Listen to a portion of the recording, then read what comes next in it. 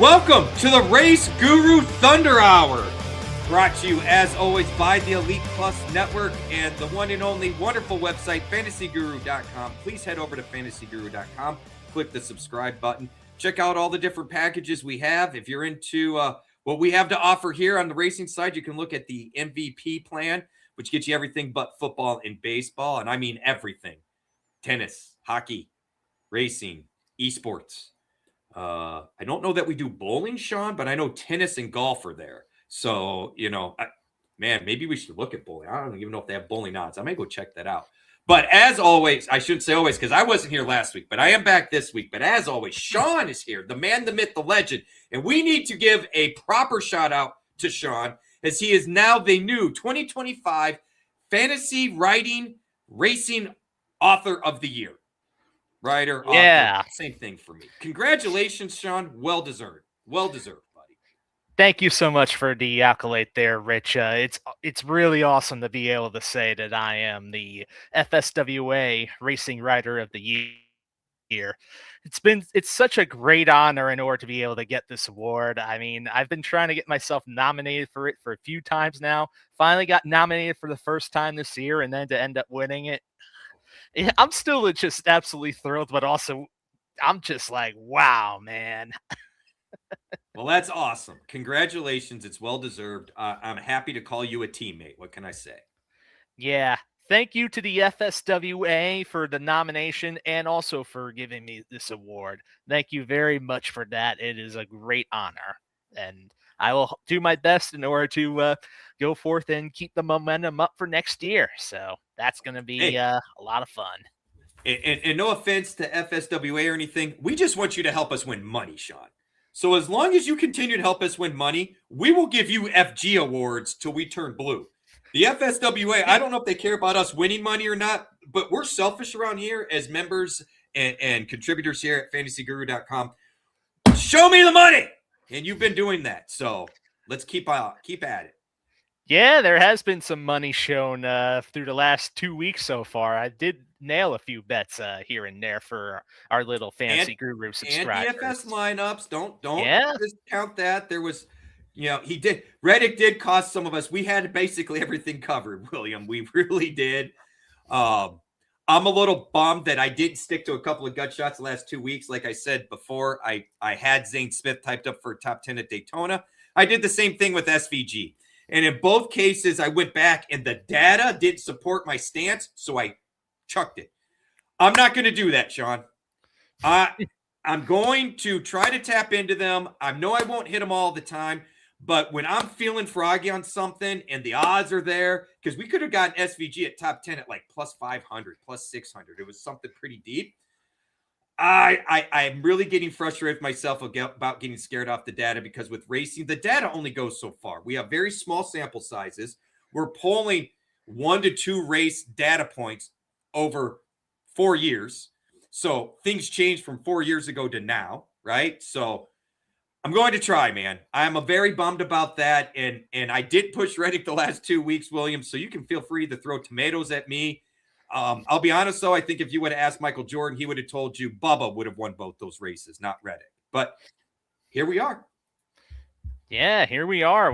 Reddick with the two-peat right there. So Tyler Reddick opening the season up with 2 victories. Wow. I don't think I struggled to get one last year, didn't he? He went winless last year. That's what I thought. I was saying, I don't even think he won last year. Nah, you have to go all the way back towards Homestead 2024 for his last victory before the season. So, yeah. So it's nice for him. He's got to have a big weight off his shoulders. And I know with the family stuff at home, with his youngest and the surgery and the disease they're dealing with, I'm sure this is a reprieve because after last year's battle, then the lawsuit, and people can say what they want. I love having Michael Jordan at the track. I love it. I love seeing his excitement as an owner. We haven't had an owner like that in quite some time. I know Chris Rice is kind of that way, but they don't find victory lane very much. I think that'll get better here over time. Hendrick is sometimes there, not there. He's been around the sport a long time. Joe Gibbs has been there. He's usually there, but you don't see a lot of emotional swings with Joe Gibbs. That's kind of him, right? Roger Penske's rarely there.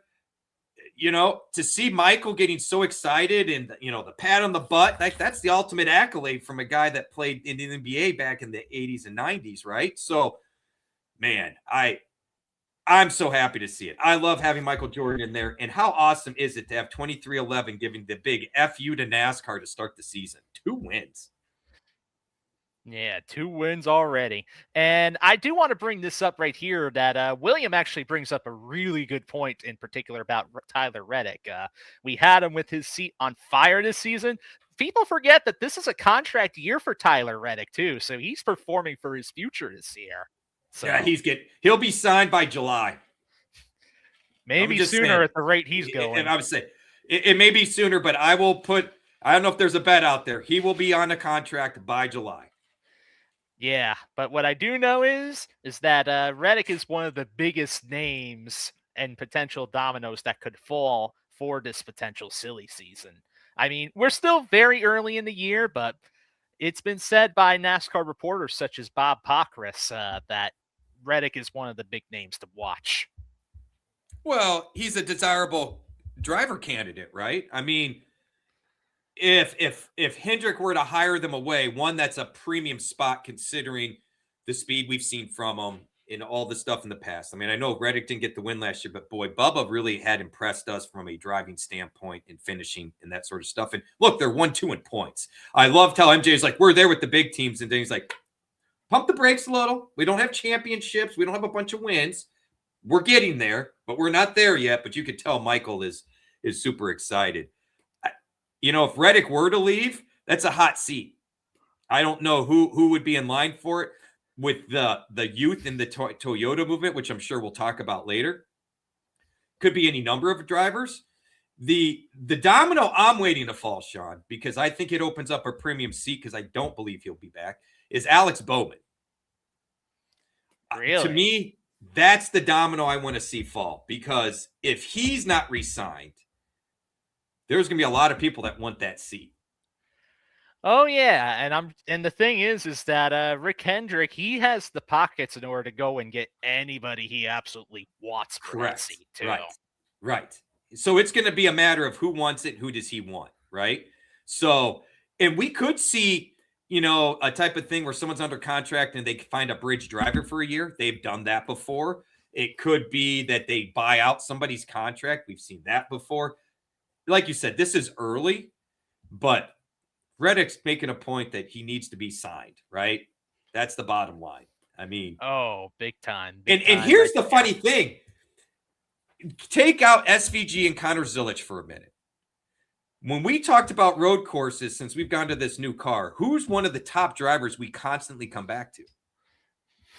Tyler Reddick. There you go. Tyler Reddick, right? So I don't know that we'll see it, Sean, but if SVG and Zilic weren't in the conversation, we're probably talking three-peat here, like 3-in-a-row wins. And even then, it's still not entirely out of the question for Reddick either, especially because SVG has never won at COTA, and Connor Zilic is still just trying to find his footing in the Cup car right here. Agreed. All right. So before we continue on, you did mention at the top of the show, we do have MLB content over at fantasyguru.com. You can go forth and get the guide right there right now, where you can see content from Ray Flowers, Scott Bondar, Patio Joe, and the rest of the Fantasy Guru MLB team over there. There's also options for the MVP, Platinum, VIP, or all-in packages available over at fantasyguru.com. So feel free to go over there and find a package that suits your sporting needs. Be sure to reach out to support at fantasyguru.com in order to get the best possible deal. Let them know we sent you, and you play nice to them, they'll play nice to you and get you exactly what you're looking for. Be sure to like, subscribe, and be sure to also, since we are live, leave comments to interact with us. So we will be seeing and putting them right on screen as we go along. And anything you want to chime into, feel free in the chat. So go forth. You can even yell at us. We will welcome it with open arms. If you want to vent away, because trust me, I was salty this weekend at different points. So lay it on us. We're live both here on fantasyguru.com and on YouTube. So be sure to, whichever platform you're on, comment away and we'll talk about it. Speaking of talking about it, how about we continue talking about what happened at EchoPark Speedway? I mean, Atlanta. I mean, come on now. I'm still going to call it Atlanta. But I do too, dude. I get they got it's just like when Charlotte was Lowe's Motor Speedway. I guess that one stuck a little bit because Lowe's is so big in Charlotte, but it's Atlanta Motor Speedway to me. I know you got to sign the sponsors to get the extra dough. I appreciate it, and we should repay the sponsor by calling it such, but indeed. Anyway, we had 3 races over for the weekend. We had the Truck Series race where we saw Rowdy Busch get the victory for Spire Motorsports right here. We had the O'Reilly Auto Parts Series where Sheldon finally did it. Sheldon Creed finally got his first victory after 15 second-place finishes. How many times did I push Sheldon Creed the last 2 years, and I said nothing so far this year? Nothing. So we can turn around and just smash my hand on that one. I will apologize to you on that one. And the Kyle Busch. I didn't want to chase the low odds on Kyle Busch, considering what odds we could get. The thing is Spire's definitely improved in the trucks. Spire's taken a step up. Tricon's taken a step back, in my opinion. And they're not significant steps in either direction. But I think last year and the year before, we could say Tricon for sure by itself and kind of how close everybody else was or how close they were getting. I think I may put Spire, Tricon, and even ThorSport real close together right now. The speed, and it's granted it's been just the pack tracks, but the speed seems very, very close on all 3 of those teams right now. You could also probably throw Front Row into that mix too. Oh, my bad. Front row. Not maybe. They need to be, right? Because Chandler got the win. We talked about that. Lane Riggs has started out a little slow, but look, the meat of what they had success last year is what we're about to get into. Not so much the road courses, but where we go from here on out. So I do think it's much more wide open. So when we see Kyle Busch stepping down to the trucks like we did 2-3 years ago, I'll chase the 3-1 odds again. So I'll put that on me, guys. I'm sorry. We did have everything else covered in the trucks. I mean, we kind of had them covered except for freaking Kyle Busch, which I did say, feel free to chase it. I just didn't push it. Yeah, and you mentioned about Spire. It was a 1-2 finish for them with Busch first and Carson Hocevar in second right there. We had him at 12-1, man. we had Hocevar early in the week at 12-1. Man. And yeah, William G is right regarding the O'Reilly race right here that Jesse Love and Austin Hill, they both got screwed out of the race right there. In the case of Jesse Love, he just got shuffled back late. And then in the case of Austin Hill, well, Ross Chastain happened. And there you go. Hey, look, Ross and Hocevar are going to make things fun. And we'll talk about Sunday's event, but I'm not as much hating on Hocevar as others are. I do think the bumping from Ross behind him played into it, and I have no problem with it. I get why Bell's upset. Be upset. I get why Hocevar's not and why he's not issuing apologies. Fair enough. I don't think I'd do anything different if I was Ross in that situation. So, yeah, there you go. Racing's racing, right, Sean? I mean, things are going to happen. Yeah. And with William G's question right here about Hocevar's comment about wishing the truck guys actually race more, these truck guys, they already do race quite a bit. I want to say Hocevar is just that good when it comes to the trucks, and he's hopping into some of the best equipment in the truck series right there too. I think what Hocevar is missing is, one, not everybody has his mentality, okay? And his mentality, we could argue, is maybe a little too far. Like I told a guy at work, I'd much rather pull the reins back than kick him in the ass. So we got to I think Hocevar needs to keep that in mind. And to your point, he's cup level talent in top tier truck equipment.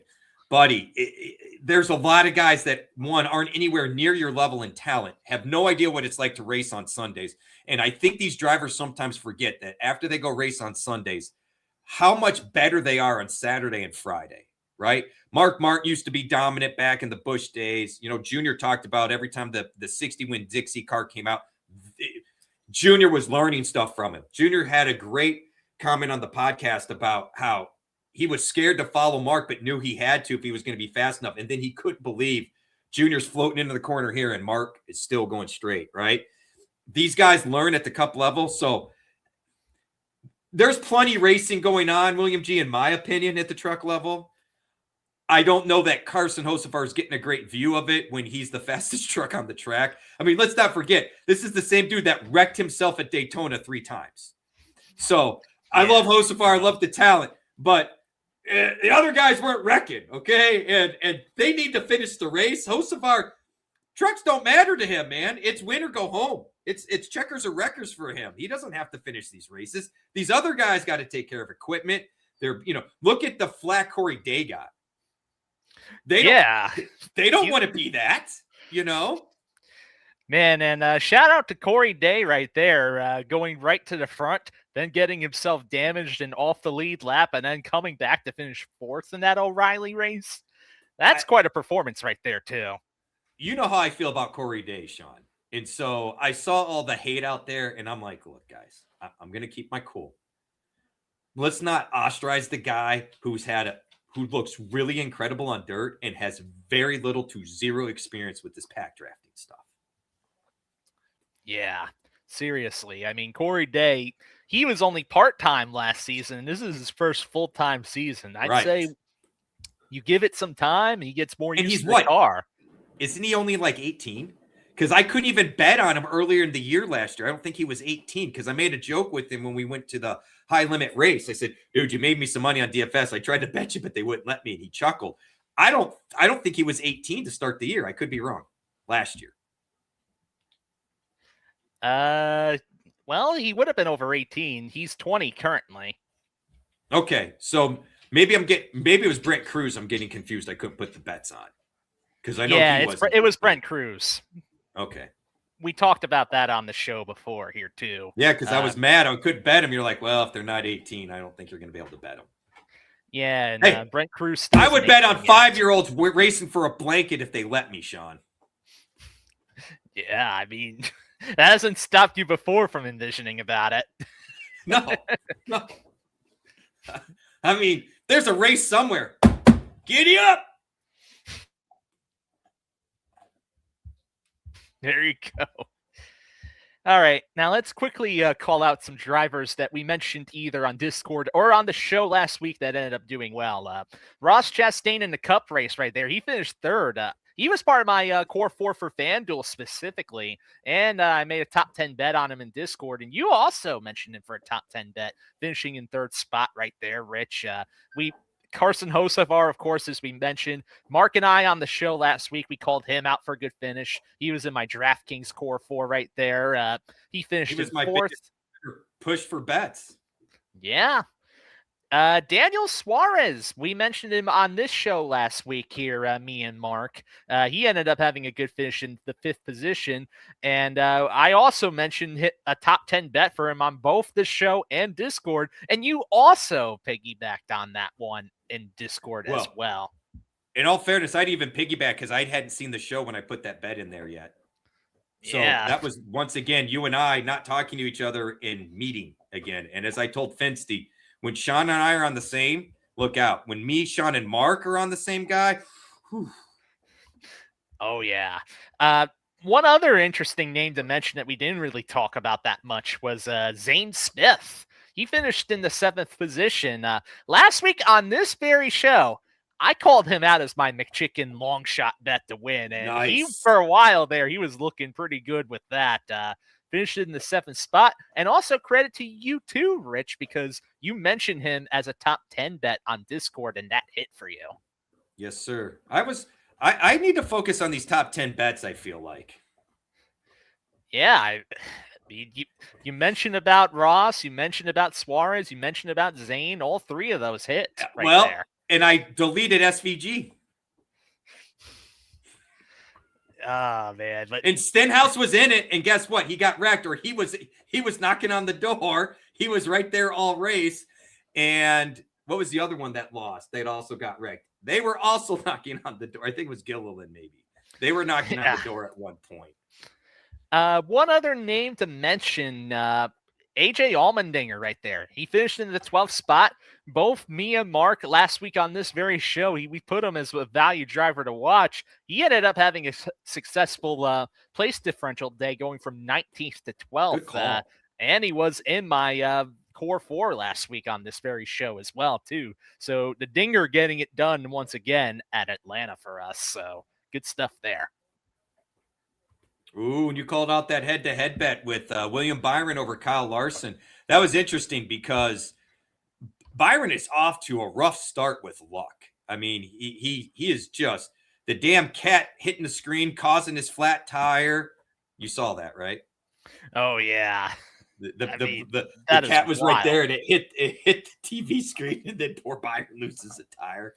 I still think Kyle Larson on these plate tracks is getting a lot better. He straight up wrecked himself, though. Yeah. I love the radio communication. I didn't know it was 3 wide. You weren't.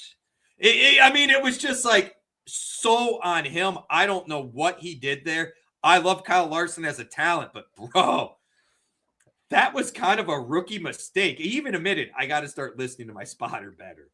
Yeah, maybe don't count on that mirror there, bro. This isn't a midget car that, is only 8 feet or 6 feet long. This is a full-size car. So, and bumpers get in the way. I'm just going to say it's another classic case of Kyle Larson overthinking some of his moves on the track right there. More than what he can get out of the car sometimes. There was just no need to come down. And the funny thing is SVG got caught in that wreck there, came back out, got ran over and wrecked again, and still found a way to get a top 10. Like, we better start taking note of SVG on these drafting tracks because both weeks we've seen this. And I'm not shocked because we've seen other road racers, Juan Pablo, for whatever reasons. Jamie McMurray was a good road racer even. I don't know what it is with these guys that are skilled at the road racing that figured out the draft, because you wouldn't think they necessarily go hand in hand. But road racers and the drafting tracks in Martinsville, they all seem to mesh. Oh, yeah. And honestly, really, you got to give credit towards Trackhouse Racing right there. Even though it's only been drafting tracks we've been into, they've already been showing more on the style of racing than they did all of last year, too. I mean, agreed. Ross Chastain was in it to win it right at the end. He came from the back to the front several times right there. You have SVG now looking like a top 10 talent on these kinds of tracks. And even young Connor Zilich was making some moves before he ended up having some problems late too. So that's a lot of credit where credit is due with Trackhouse. And I think we're going to be talking quite a bit more about Trackhouse as we go further into the show, Rich. I'm very sure that we're going to be doing that. I agree. I see a note in there. Is there anything we can take away from these two races for COTA? I'm not personally. I'm not going to fault anyone if they see some things they like, whether it be Trackhouse's overall speed, Larson doing fairly decent at Daytona, struggling here, and what you want to read into that. For me personally, Sean, Atlanta, Daytona, Talladega are their own animals in my world. Like I mentioned in Discord, guys talking about the lines being juiced. Honestly, even money for SVG, even though he hasn't done well at COTA, isn't that juiced. 5-1 for Zilich. Again, even though he doesn't have a ton of cup time, he gave SVG a run in the Xfinity Series. He looked decent in a cup run at COTA last year. Those are not bad odds. Those aren't overly juiced. In my opinion, let's not forget when we start getting into the meat of the schedule, 3-1, 4-1 is going to be your favorite. We're not going to keep getting these 10-1, 9-1 bets. Save those lottery tickets for Daytona, Talladega, and Atlanta. Yeah, I'm in agreement right there. It's just a different type of style racing right here. And different car package. We're not even going to be in this more horsepower. They got to have some of the other stupid weird things, the windshield wipers, whatever, mud flaps. But the horsepower, as we talked briefly before the show, is going to be a difference. Ooh, he's up to 120 Hard Rock there. Nice call out, William G. Plus 120 on Hard Rock for SVG. Just something to note, folks. Yeah, I mean, if you see SVG at plus money anywhere at this point, I just straight up take it. That's what That's what I told OGB. I said, look, I take the plus 110, plus 100 on, I don't know if it was FanDuel or DraftKings, and I'd hedge with the 5-1 on Zillage. That's where I would put my line, because here's the deal, folks.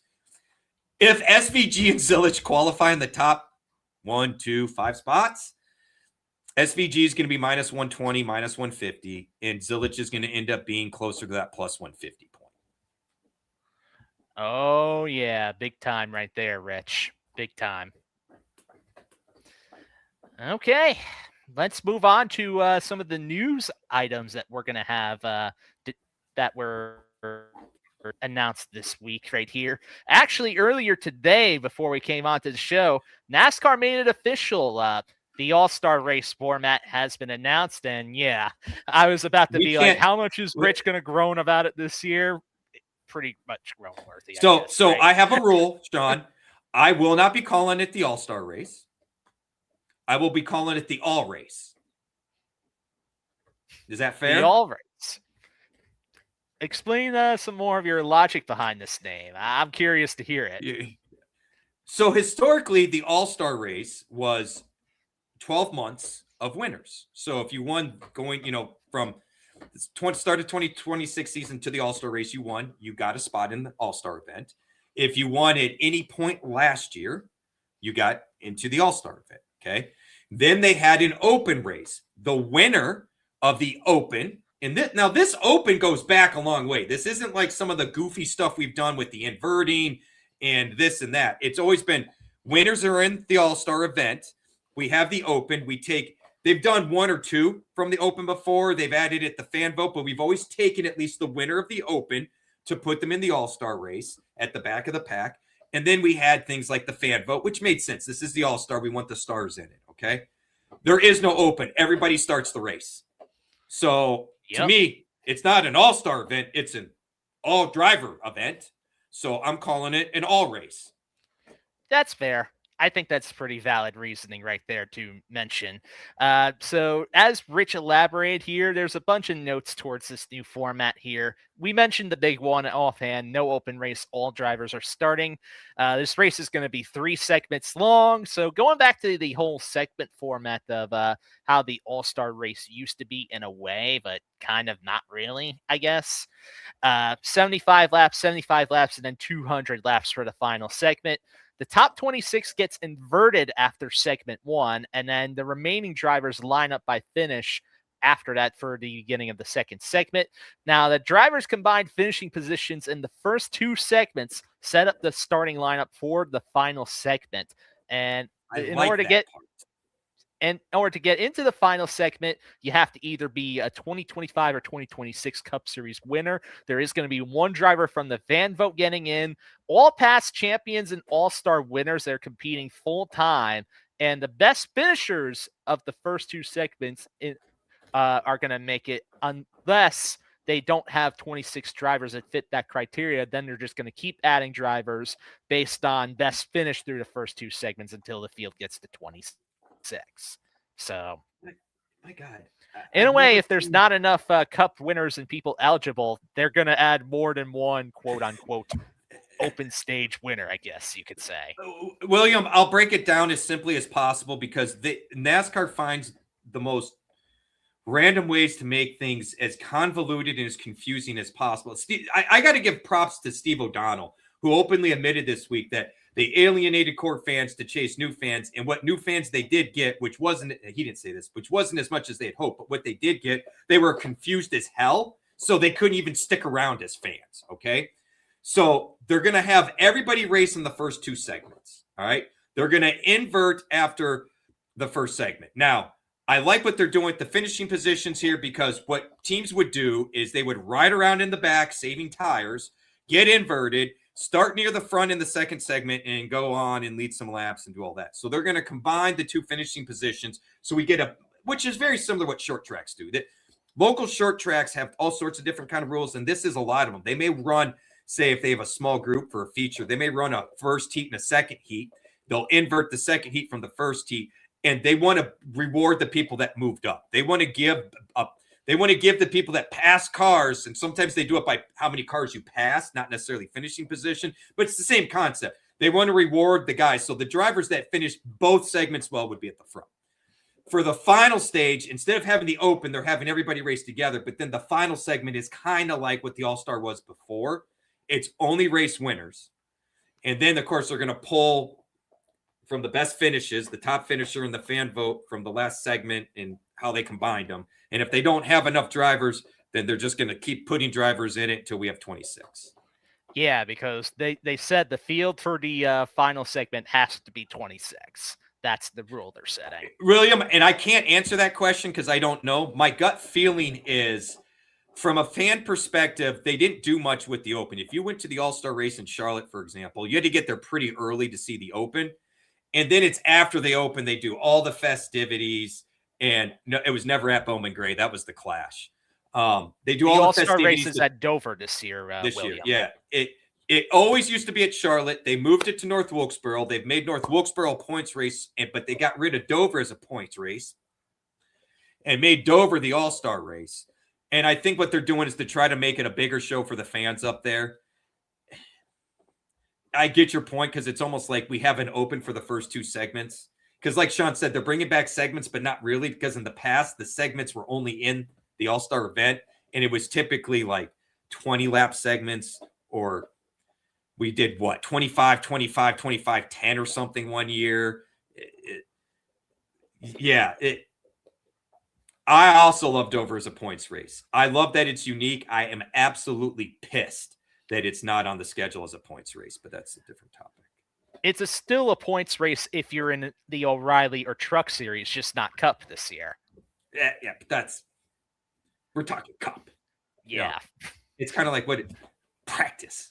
We're not talking about AAA and AA, Sean, which I say that lovingly because I love the trucks and no apps. We're talking about practice. Practice indeed. So the only other thing to mention about the format is that the Pit Crew Challenge is going to be returning like from last year, and it's going to be part of the qualifying format, which is very similar to last year. So you're going to have one lap where the driver sets a lap based on speed, and then the second lap is going to be them setting another lap time, but also have their go into pit road and have the pit crew service the car as fast as possible and have that count to the lap too. That is some of my best, in my opinion, some of the most fun stuff to watch during the whole All-Star weekend. I used to go, because when they did this at Charlotte, they would do that before the truck race. They would qualify trucks, and then they would put the Cup cars on the track, and they would qualify for the All-Star race doing the pit stops. That was a lot of fun to sit there and watch. And they did a great job when they did it at the arena too and made it a head-to-head competition. But I think it got a little stale. There is something really satisfying watching them, because they don't have pit road speed for this, having them just haul the mail down pit road, stop in the box, and get going again. Like, I don't know, Sean. Some of my favorite thing to watch is the pit stop. In fact, I wish they did it at every track. I know it's a lot to take on, but man, would that be cool. Talk about it being a team function. Yeah, and the thing is that there's also actual stakes behind it too, other than just saying you're the fastest crew, because the results of the Pit Crew Challenge is going to determine pit selection for the All-Star race as well. And see, we normally use overall qualifying time for that anyway. That's why I said I've always kind of loved it, because now the pit crew gets to have some say in, hey, maybe we get that first pit stall that we all want. Yeah, leave it to the pit crew to get the right pit stall, huh?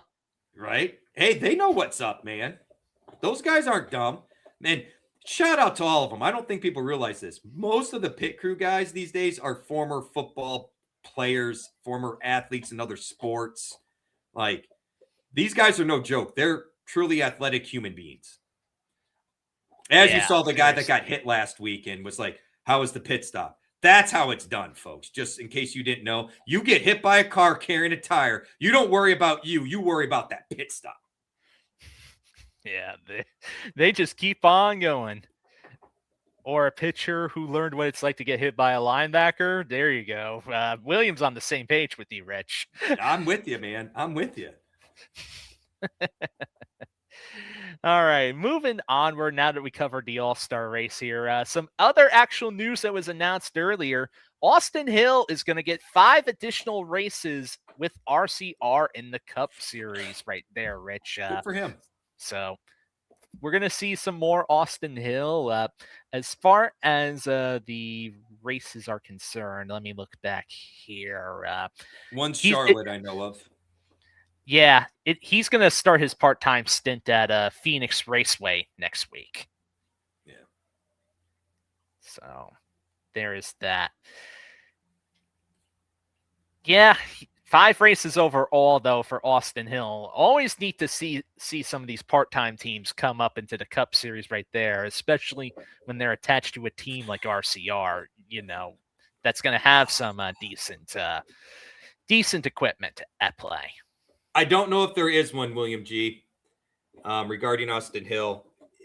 My fear is Austin Hill is going to be just an Allgaier and stuck in no apps for most of his career.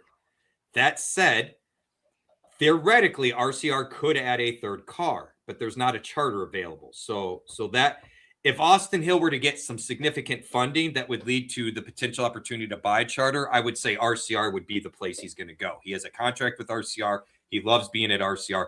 And shout out to Austin Hill and Sheldon Creed, because they've had their tiffs before on track, but to see each other really cherishing the moment when Creed won and Hill celebrating with him, really, that was cool to see. That just shows you the kind of brotherhood that's in the sport. This is what Sean was talking about earlier about the silly season dominoes falling. If it's true that Joe Gibbs is pretty much blackballing Heim so he can't get in 2311, and if Tyler Reddick were, say, to go to Hendrick in the 48, and these are not things I expect to happen, folks, just follow along with me, we could see, Austin Hill in that 45, for example, at 2311. I don't foresee that happening. So at this point, I think what Austin Hill needs to focus on is running well in that third car for RCR to show and prove he is capable of taking probably a mid-level car and finishing inside the top 10 or 15. If he does that at, say, Phoenix and Charlotte, we might be hearing of some rumblings of people wanting to sign him. But I got to be honest, Sean, I mean, if I were to ask you to give me 3 drivers that you, and I understand we don't know the contracts and all of them, we have to look up. But if I were to say, Sean, give me 3 drivers that you could see being on the hot seat or potentially out, who would your top 3 be? Well, I'd certainly say Bowman is certainly up there too. Austin Cindric would be one of them for me too. I do think that seat at Penske is getting a little bit warm, and we do also know for a fact that Daniel Suarez said that his year is a 1-year deal, and he's racing for his future right there too. So he has to perform well this season. And now, see, that's a Chevy. No, he's not in a Chevy this year. That was last year. And I'd throw another one out there, Riley Herbst. No, I don't think Custer's going to go anywhere. First of all, Custer ain't going anywhere. No, first of all, his dad is a major player there at Haas. 2, he's running the team. Yeah. 2, in all fairness to Custer, he's done pretty decent. He was really flirting with the top 10 both of the last 2 weeks, and they are probably one of the lower funded teams out there. They've got a better driver than the funding has. I don't see Custer going anywhere. And quite frankly, no. I don't think Hill wants that seat. Suarez seat, I could see Hill in it. I could see that. I'm just going to say this right here because I do want to bring some actual context to this from Austin Hill himself, actually making some comments saying that he's fine where he is at in the O'Reilly Auto Parts series, and he said he could become like a Justin Allgaier type of driver and be able to race here while he's still competitive and having fun. But he did also say at the same time that if a good Cup opportunity opens for him, he would be willing to entertain it too. Well, and that's where Allgaier's at too. The problem is what good Cup opportunities are there.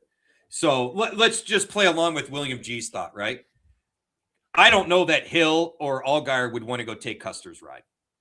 I don't know that I don't think that's a good enough team setup, organization, whatever you want to call it. Riley Herbst's seat becoming available is a little bit different conversation. They haven't done much, but you look at the other 2 teammates, you kind of wonder. Alex Bowman's seat, that's why I said for me, that's the domino I want to see fall. I would understand the Austin Cindric angle too, because I think Penske's right up there. But I would argue the seat that I think is the hottest, most likely to be available as far as the top teams go, I would put the 48 at the top. There's one other seat that we got to mention here that we didn't talk about that I think could also come into play with this specific conversation regarding Austin Hill. That's Kyle Busch. Well, there is that. If Kyle Busch were to leave, that's a very good point, Sean. And there's been talk on that. Was Herbst rushed? I don't know that he was rushed. He put the time in, if we're going to talk about the time. My beef on Herbst, William, is I think there's 3 or 4 guys that from a talent level have shown more on the track and equipment that they have than he has. But Ross Chastain talked about this in the interview. If you guys saw it before the race last week, everybody pays to get a seat.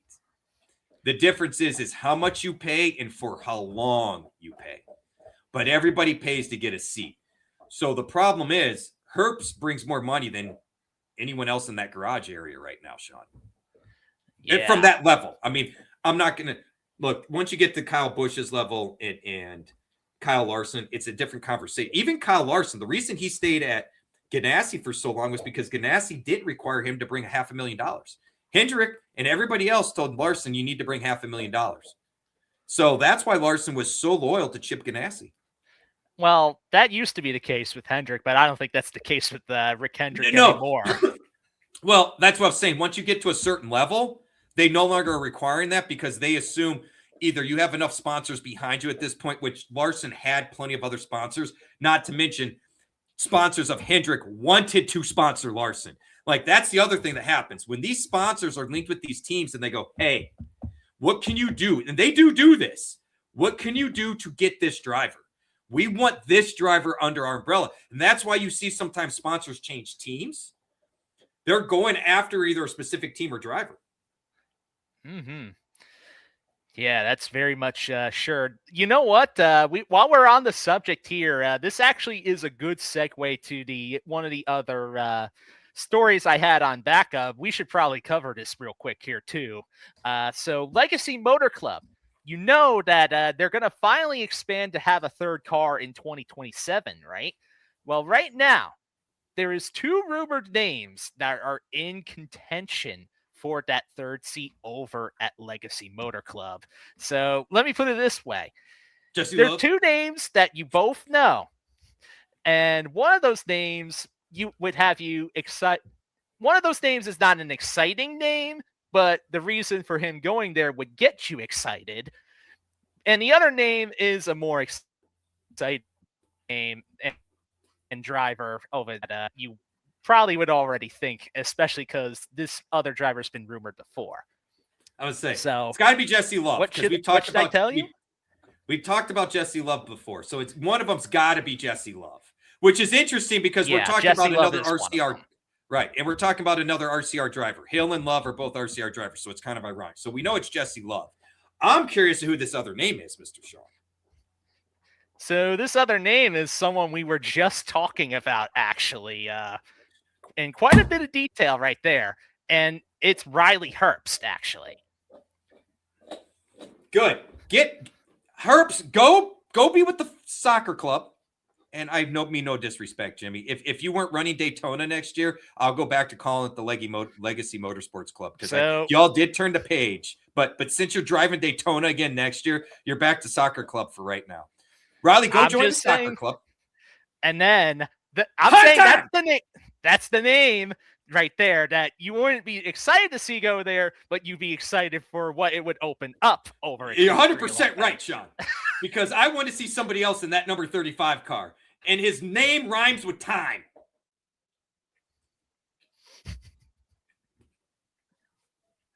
So I hope that's what happens. Because according to rumors, Riley Herbst is, according to some rumors, Riley Herbst is a contender in order to be in that third Legacy Motor Club seat. And you do know that if Riley Herbst ends up leaving the seat, you know who 2311 is going to end up calling first because they already have a development driver waiting in the wings, and that is Corey Heim. Dude, it is so funny to me to hear the TV talking about how disrespectful and lunacy it is that he doesn't have a full-time ride. And I'm sitting here going, Sean, Mark and I have discussed this for literally 2 to 3 years now. What you guys should have been hammering this before that you found it weird that they kept bringing him back for full-time trucks. And maybe TV, if you did your homework, I love Coach. I love you, Coach. But you need to be called out on your bullshit. And I could be wrong, but I feel like your sons that aren't with us would call you out on your bullshit. And I not only do for your love of them, do I wish they were still here, but we can't bring them back. But man, for my love of the team, I really wish JD, because JD, Coy, I don't think would let Ty be treated differently. JD understood the whole dynamics of all of it. Joe Gibbs Racing is successful because of the foundation that JD built. And I don't know how many people realize that, but Coach, I think you need to take a step back, buddy. And just so you know, the source that basically was talking about Riley Herbst and Jesse Love for Legacy Motor Club is from a well-known social media person that basically tracks NASCAR rumors out there on Instagram. So they've had a little bit of credibility. So that's why some people are picking up on this as a potential right there for one of those two drivers to end up moving. And it would be very interesting for Herbst, of course, because then that opens the seat for Heim. But then we got Jesse Love. If he ends up going there too, well, that opens up an O'Reilly seat for RCR. And you know they're going to pluck another driver somewhere from the Chevy pipeline, perhaps. You would hope so, right? You would hope so. Because we also know that Jesse Love is kind of sniffing around the garage for a cup ride right now. Honestly, the place I hope he goes, the 48. That would be a very interesting place to see him, that's for sure. But I think really the 48 is all going to depend on how Alex Bowman ends up performing this year. I like Alex Bowman, but in my opinion, he's kind of like Brian Vickers. I'm not going to say he's not a better driver than me. I'm not going to say he's not a cup level driver. But when you look at Chase, Larson, and Byron, I feel like Bowman's a full tier down from those guys, which makes him a great fit for Legacy or I would say Spire, but I don't think that's fair right now. But I mean, I think that Bowman could do as much with that 71 as Michael McDowell has, for example. Okay, I was going to say it's not out of the question to see if Michael McDowell could leave NASCAR too. I remember at one point some people were discussing a rumor about if McDowell would even retire after this year. Oh, really? I didn't see that because I didn't know how long the deal was, and what team does Suarez drive for now, Sean? I know it's the number 7. That's Spire. It is Spire. Okay, so he is over at Spire. So right there are two potential spots because I'll tell you something. McDowell and Suarez haven't looked bad. But if you want to look at speed perspective, they are a full 2 clicks behind Hocevar. Like, I don't even think it's close. Hocevar is up in the top 5 regularly at this point. And do I think it'll be this way all year? No, obviously they have a little bit of advantage when they can do the drafting tracks, but I do think we're going to see Hocevar in the top 10 weekly. There's not a doubt in my mind, especially if they keep giving him seat time in all the other series. This dude, look, I was yapping about him in the truck series and what I liked. The guys you have to pull the reins back on, they're going to find ways. They're going to find extra speed. That's just inherently, it's like Kyle Busch compared to Austin Dillon. Busch is always going to have a faster car. He's going to find something that Dillon can't. Hocevar is going to find something those guys can't. So if I'm Spire, man, I really want to get someone like a Jesse Love in there. Yeah, I'm sure if Jesse Love doesn't get the seat over at Legacy, I could definitely see Spire maybe even considering him right there too. That's not out of the question. I think they should, right? So we'll see. And, we haven't talked about the stuff at Kaulig because Kaulig's got a lot of changes going on too. Oh, yeah. I mean, you give it a year or two, they're going to have their Cup Series program looking very much dodgy, you could say. Right. And we're already seeing, with very little time, very little practice, the names, what they're doing there in the Truck Series. We could see some change because AJ Allmendinger's not that young anymore. We could see some changes there very, very easily. Oh, yeah, for sure. I'm telling you, what I think they're going to lean their future on is that, the top 2 full-time drivers that they have, Justin Haley and Brendan Queen, I think they're going to be the future of that team. I don't disagree. For sure, Brendan Queen, right? Like, I don't think, and I tell you what, if you watch that drive for whatever, Mini, won it. But there's a guy they got driving for him that's going to be at Martinsville that they really like during that show. And I'm curious to see how he fits in the program, because just the vibe I got watching was like, they aren't giving up on it. They have a favorite here, and it's not the guy that won. Yeah. So we'll have to keep an eye on that. And we'll also have to keep an eye on Legacy Motor Club and who they decide to add to that third team next year, because I'm telling you, that's also going to be quite impactful no matter who it is between these two. As soon as they start getting some better quality cars, it'll be very interesting. And they were going down the right path. That's why I hate Jimmy's so focused on driving when he's washed up. There's just no need for it. If he went and drove in the truck series, I would say boo. Well, he is going to drive in the trucks at least for one race this year at San Diego.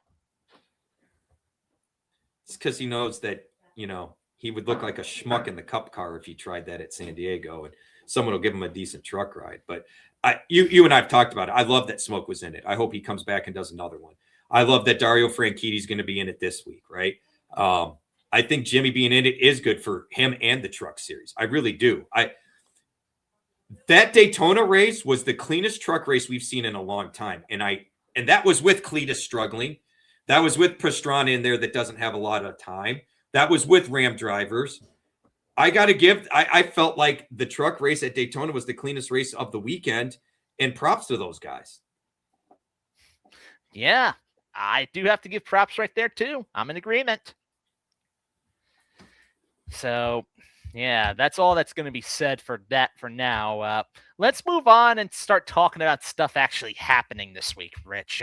Let's preview COTA and St. Petersburg. So this is another case where we're having a split week between different series. The Cup and the O'Reilly Auto Parts Series are both going to Circuit of the Americas, while the Truck Series are going to be racing on the streets of St. Petersburg. So that's going to be a lot of fun to see. I'm looking forward to that truck race as it is, just to see how it's going to end up shaking out. And I know our very own Mark Hogan is looking forward to it too, because he said he's going to be there at the track. So good. Shout out to Mark. And the truck race will be a little different this week because it's an island race, so to speak. We won't have pit stops. I mean, they'll pit the car, but we're not going to have actual pit stops like where we have to rush. It'll be basically intermissions for pitting of the trucks. But yeah, it's not going to take away from the racing. Dario Franchitti, I think, should be fun to watch. So I'm looking forward to that. You won't see any Cup guys because it's off on a separate. So we're not going to see the hosts of ours and the Ross Chastains and the fun stuff like that. But we'll see some road course ringers, which is always going to make it interesting. There's some fun names that are going to be in the truck field this week. I'm not even sure you heard of all of them, Rich, but I haven't. Yeah. I hadn't gone through the whole list yet. So I got that list for you, but we'll get to that shortly. Let's first talk about the DFS and betting strategies for both of these tracks right here if we can. So we're going road course racing. The lap count for both of these races is going to be much further down, so compared to the other tracks. So Dominators will not have as much of an impact for DFS lineups this week as it stands. I mean, there's still a chance where you could see a driver end up dominating, of course, but points for the leading laps aren't going to be as big of a deal here. Like I told Fensty, we're still, especially on the Cup and Xfinity side, because there are potentially guys that can dominate. We're still going to probably, if we're going to take down a tournament, we're probably going to have to hit on the one or two drivers that have multiple fast laps, have multiple laps led. But to your point, Sean, the incremental points are going to be small. Normally we say, hey, just go chase place differential. But you and I both know there's only so much passing you do at the road courses. At the same time, can someone jump from 30th to 10th? Yes. The problem is it's not very predictable, right? Because in order for that to happen, it's going to take a mix of luck, pit strategy, fuel mileage, and driver skill and staying on the track. And quite frankly, Sean, I don't know how many drivers I can promise you will do all four of those things. Yeah, it's going to be a real challenge for these drivers, but in a way, this is the closest that we're going to get towards seeing the average style of racing yet that we've seen this season. So we still haven't gotten to real NASCAR yet. We still have not gotten to real NASCAR season yet, but we are inching our way there, Sean. Yeah, this is a step closer towards that because we'll at least have the driver talent make more of a difference this week. I will say this. I think our best bet for place differential, because we're going to want some, is eyeballing those drivers somewhere between 15 and 25th. Yeah, I think that's pretty valid as it is too. And even some drivers in the 30s, if they could at least reach the top 20, could also be impactful too. Sure. If they're like some of those deep value guys that you like. Right. Right. But I guess what I'm getting at is I'm not above chasing just 10 to 15 spots from a 20th or 25th place starter, right? I think maybe that's where our goal or focus should be, trying to find, last week we could put 5 guys in the lineup that started damn near 30th or later, right? And I would tell you, I have no problem. Pick whichever 5 you want out of the 7 or 8 available. It's all going to be very comparable. I don't know that we'll have that kind of fortune this week. Now, because of how they do qualifying on the road courses, we could see drivers that typically do well not have a good lap, right? Because, they go out there and whoever has clean track in front of them with clean tires, boom, they put down a great lap. Meanwhile, Tyler Reddick's out there and he's usually putting down a good lap. Well, he got caught behind someone. He tried to check up. He smoked the tires. Well, now his tires aren't as fresh, so he's got an okay lap. But instead of being a top 5 guy, now he's 15th. That's the type of stuff I think I'm going to be watching for.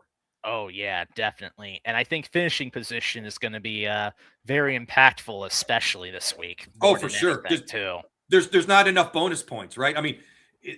If historically we've looked at COTA, there's 2, 3, 4 drivers that move up 10 to 15 spots. There's not a ton of them, but there's always some. But there's no dominator points that you can lean on. So, moving up 6 spots and finishing 3rd goes a long way from a guy that moved up 10 spots starting 35th, because that finishing position just from 25th to 3rd is such a vast difference. Those bonus points aren't enough. Yeah, 100% right there. And I think where it's also going to be interesting is in the betting this week, because instead of spreading the love around, we're going to focus on a few particular drivers, and then we're going to be chasing more of those top 10, top 5 bets.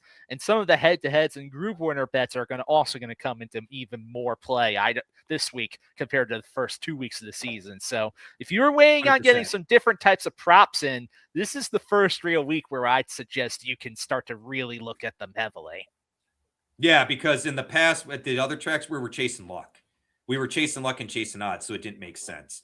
And I already made notes about there's going to be a big focus for me chasing top 10, maybe a couple of top 5s, just because, some of the main guys at the top, maybe we can get a little better odds going for those top 5s or even a top 3. I doubt I push much for a top 3. I feel like that's playing with fire. It's a good way to get burned getting 4th or something like that, right? But I'm with you, Sean, and I think the head-to-head, the group winners, there was a lot of luck involved with picking group winners the last 2 weeks. Oh, yeah. I think here it's going to be a little bit more like, all right, there's 1 or 2 clear drivers to take here rather than debating about maybe 3 or 4 and just leaving it up to luck. No. If you do get situations where there's 3 drivers to like in a group, it's just because all 3 of those drivers would be legitimate contenders and are good. But You're also going to get some groups, though, where there's 1 or 2 clear standouts. Then you could just bet on those guys, and there's a pretty good chance they might actually hit. Like, for example, I'm already looking to find an Austin Cindric group, because the way he's priced on DFS, he's priced with guys that don't typically run well. And ironically, Austin Cindric's been pretty decent at the road courses. And that goes back to Xfinity days. So, you put him in a group now where it gets tricky. Say he's in a group with Bubba. Bubba's been better than he's really been given credit for at these road courses. So yeah, we that's one always of have the those. conversation, Rich. I know, man. And because, for the first 5 years, he couldn't keep the car on the track, right? That was a problem. He showed some speed and always got off track. He has really reined it in. So, if I had to choose between Austin Cindric and Bubba in a group, that's going to be a tough decision. But if they put Bubba in a group with some of the guys I feel like they might put him in, we might have a savvy bet based on odds for Bubba, for example. So, yeah. I'm with you on the head-to-head in the groups. I think that's – look, I still say SVG and Zilich are where the focal point should be from the winning standpoint. Maybe we see someone else take a step forward, a Kyle Larson, a Christopher Bell, a Denny Hamlin. But if you go look how it's priced, look, both of those guys are priced so far up. The odds are up. There's a reason for it. Those two guys last year on the road courses, both Cup and Xfinity, were the class of the field, and it wasn't close. Yeah, based on pure skill alone. So, yeah, it's going to be real interesting. But I have some interesting bets to throw out there later on that follow some of the logic we were just talking about right there. Good. Just a little tease for later. But for now, let's actually get into the list of the nobles and part-timers. And, Rich, it's time for you to see who else made this event in trucks. Go ahead and take a look at the list for us. There's some fun names I'm seeing right here. So Dario Franchitti is going to be in the number 1 Tricon Garage truck. That's a good truck, so don't lose sight of that. Carter Fartuch? Don't know how to pronounce that. I'm not familiar with this guy. The number 2 Team Rome truck. Ben Mayer in the Nice Motorsports truck. He's been around a little bit. Adam Petty, who I threw out as a novelty bet last week and really struggled at Atlanta. This will be more in his Adam Andretti. That what I say? You said Adam Petty. Oh, whew. I miss Adam Petty. My bad. Adam Petty, the original 45. Adam Andretti. I expect better things from him this week, and he is in a good truck. Watch practice. He might be one we can get some sneaky decent odds on a top 10. I doubt it because it's trucks. It gets harder to find top 10s for them. I wouldn't go chasing a top 5. Connor Mozak is in the number 7 Spire truck. That's something interesting because that's top-notch equipment. And we've seen Mozak in truck and Xfinity or now O'Reilly series. Jackson Lean, the number 22 Rome machine. Colin Braun's been around the road races a little bit. He's in the number 25 Colleague Racing truck. Tyler Reef, the number 42 Nice Motorsports. That'll be a fun truck to watch. Landon Lewis, number 45 Nice Motorsports. Again, Nice has shown a little bit of speed. These guys are no slouches on the road courses. Timmy Hill's back in the number 56 Hill Motorsports truck. Wesley Slimp in the number 62 Hamlin Friesen Racing. He showed okay at times last year, like as far as at times. It was only one race or 2 races, but he showed a little bit of speed at times. So I'm kind of interested to watch him in that particular team. Derek White in the number 69 MBM Motorsports truck. Nathan Nicholas in number 76 Freedom Racing Enterprise. And Dario Franchitti is not the only IndyCar driver, or Adam Andretti for that matter, who I don't even know how much IndyCar driving Adam Andretti's done. But James Hinchcliffe is stepping in a race truck in the number 77 Spire Motorsports truck. He has a knack of getting around St. Pete. That is one you need to watch. Oh, yeah, for sure. That's exciting that we see both Dario and Hinchcliffe in the same race right there. Very exciting. A double header with IndyCar. Props IndyCar, NASCAR. Take note. Props IndyCar. There you go. And to elaborate on Adam Andretti, he actually comes from a sports car racing background right there. Okay, so it's sports cars so far. He can't be that old. He's the younger brother of John Andretti.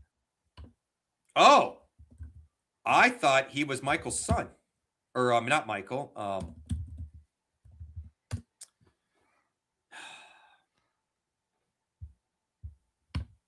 Now I've lost train of thought on the drivers. So my apologies. Oh yeah, Adam Andretti's old. He's 46. Yeah. There you go. Okay. So, I was thinking he might have been Marco's son. I thought maybe it was Marco's son. No. Nah, he's not. So 36 entries for 36 spots. All drivers in the truck series will make that race, so nobody's going home. For the O'Reilly Auto Parts Series, we got the Alex LeBay and the number 0 for SS Greenlight Racing this week. Connor Zilich doing double duty. He's in the number 1 for Junior Motorsports in place of Carson Kvapil this week. Tyler Gonzalez is in the number 5 for Hettinger Racing. Josh Bilicki's in the number 07 for SS Greenlight Racing. Shane Van Gisbergen is back in the O'Reilly Series again. He's driving the number 9 for Junior Motorsports. And we're also going to have the debut of Brent Cruz in the number 19 for Joe Gibbs Racing this week. Then we have Baltazar Leguizamon. I don't know if I'm pronouncing that Wow, right. You did a good job on that. I tried. Woo! He's driving the number 30 for Barrett Cope Racing. Ross Chastain is another driver doing double duty. He's in the number 32 once again for Jordan Anderson Racing. Austin J. Hill, not Austin Hill, Austin J. Hill is in the number 35 Joey Gase Motorsports machine. JJ Yaley is in the number 42 for Young's Motorsports. Then you have Preston Pardis in the number 50 for Pardis Racing Incorporated. Sage Karam is back again in the number 55 for Joey Gase Motorsports. Then Raja Karuth is having another race in the 88 for Junior Motorsports. And then you have Carson Kvapil. He's not in a Junior Motorsports car this week. We mentioned it last week on the show that he's going to be doing 4 races for DGM Racing. He's in the number 91 this week instead of the number 1. So do keep that in mind. There's 40 entries for 38 spots. I would say I thought Kvapil had a full season. He does. I didn't realize he was racing 4 races for DGM. That's interesting. Yeah, so he's splitting his time between Junior Motorsports and DGM Racing this year. So majority Junior Motorsports. He's going to be in the 1 car for most of that year. And I assume in races where he can't drive the 1 car because of Connor Zilich being in it, he's going to be in the 9, or in this case, the 91, just because both Zilich and SVG are driving for JRM this week. Gotcha. And then for Cup Series, we only got 37 entries. You already mentioned the 1 extra guy. So I guess we'll see Jesse Love racing with the other. I don't know how much love I got for Jesse Love this week in the Cup Series. You know I love Love, but I don't know how much love I got for Love this week. Yeah, so I do not think that's going to be I don't know about that one. And William G, to answer your question about who is Braun, referring to Colin Braun, he actually used to be a Roush Racing prospect back in the day that was trying to rise up through the ranks, but never got there, and Roush let him go. And then he has since changed disciplines to driving in the sports car series right there and doing that. And he's been highly successful there. And so now he's making his first truck series start since, I believe, 2012 or 2013. 24. Yeah, I think you're right, John. I think it was 2013 because 2014 and 2015, he was the WeatherTech sports car champion of the league, to your point. I guess you could say it's on par with like SVG as far as the type of style of racing, but he's 37. Like I said, he's been around. He has a little more, as you mentioned, more NASCAR experience than others, but I believe you're correct. It's either 12 or 13. I didn't pull the racing reference page. I was looking at some of his other stuff, but look, in that truck, it could be all right. I mean, I'm not going to say he's a favorite of mine to win, but I won't necessarily suggest a top 10 finish for that young man. He's not that young. He's 37 for that. Yeah, and the Colic Ram truck too. Right. So top 10's totally in the wheelhouse for Colin Braun. He could be a savvy value for us on DFS as well. Yeah, truly.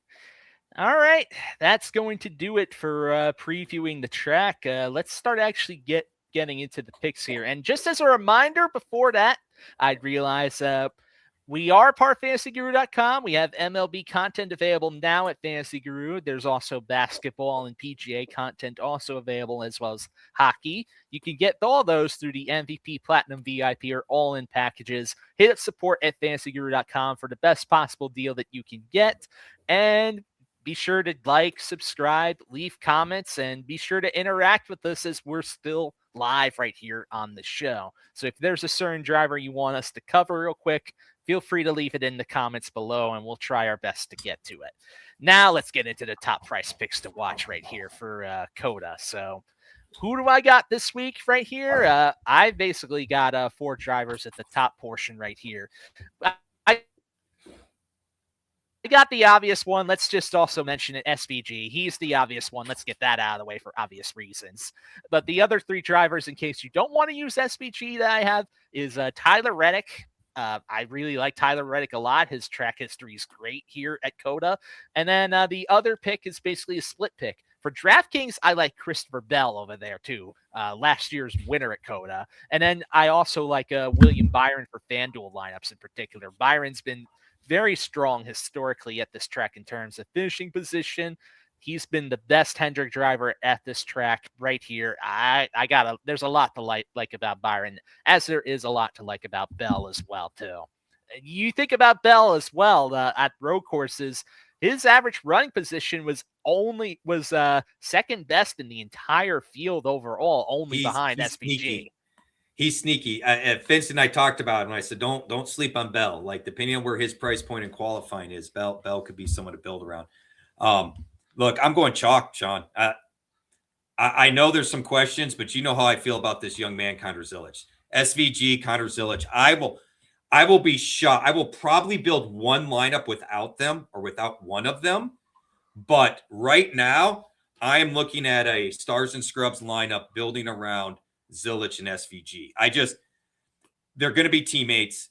SVG knows how the Cup car should feel. There should be a lot of translating over to Zilic. We saw Zilic give him a run in the Cup level and then in Xfinity at the time.